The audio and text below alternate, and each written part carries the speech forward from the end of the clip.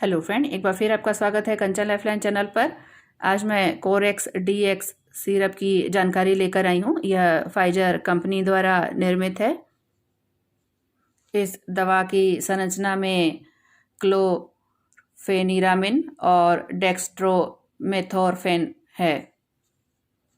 इस दवा की सलाह सूखी खांसी और छींकना, चेस्ट कंजेशन, साथ ही आँखों में पानी आना और साइनसाइटिस की तकलीफ़ों में इस दवा की सलाह दी जाती है।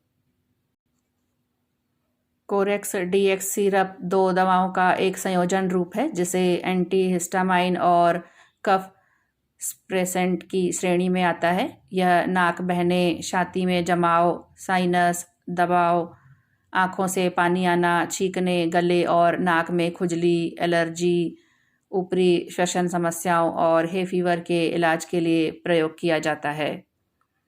कोरेक्स डीएक्स सिरप लोगों में कुछ साइड इफ़ेक्ट पैदा कर सकता है। कभी कभी ये साइड इफ़ेक्ट हल्के होते हैं और अपने आप दूर हो सकते हैं, लेकिन कुछ समय बाद में यह गंभीर हो सकते हैं और उनसे छुटकारा पाने के लिए आपको डॉक्टर की आवश्यकता हो सकती है। इन साइड इफ़ेक्ट में से कुछ में सांस लेने की समस्या, स्किन पर रैशेस, चक्कर आना और शुष्क मुंह, उल्टी जैसे शामिल हैं।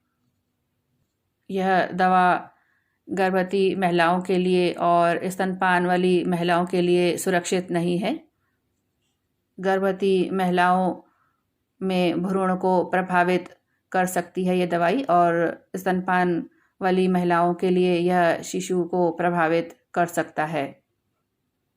और जिन रोगियों के लीवर फंक्शन बिगड़ा हुआ है उन्हें कोरेक्स डीएक्स सिरप नहीं लेना चाहिए, क्योंकि इससे लीवर में खराबी सहित अधिक लीवर की समस्याएं हो सकती हैं।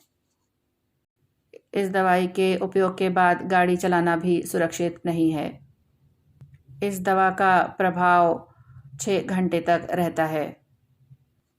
इस दवा की डोज भूल जाने पर याद आते ही समय पर लेना चाहिए।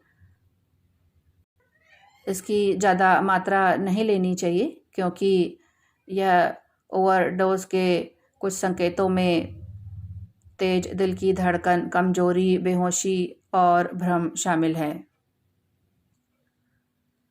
कोरेक्स डीएक्स सिरप दवा है जिसमें क्लोरोफेनारामाइन, मैलेट, डेक्स्ट्रोमेथोर्फेन और मेथॉल जैसे सक्रिय तत्व मौजूद हैं। यह सिरप मस्तिष्क में गतिविधि को कम करता है, जो खांसी का कारण बनता है। टिश्यू पर H1 रिसेप्टर साइटों को बाधित करता है और साथ ही अस्थायी रूप से मामूली दर्द से राहत मिलती है। इस तरह इसका उपयोग सामान्य सर्दी, फ्लू या अन्य स्थितियों और सामान्य सर्दी के कारण होने वाली खांसी के अस्थायी राहत के लिए किया जा सकता है।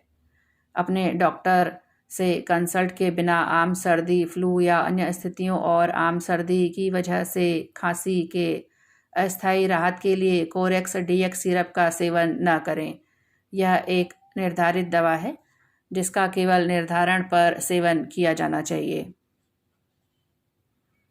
तो फ्रेंड, इस तरह से कोरेक्स डीएक्स सिरप की जानकारी यहीं पूरी होती है, और आशा करती हूँ कि इसकी जानकारी आपको अच्छी लगी होगी।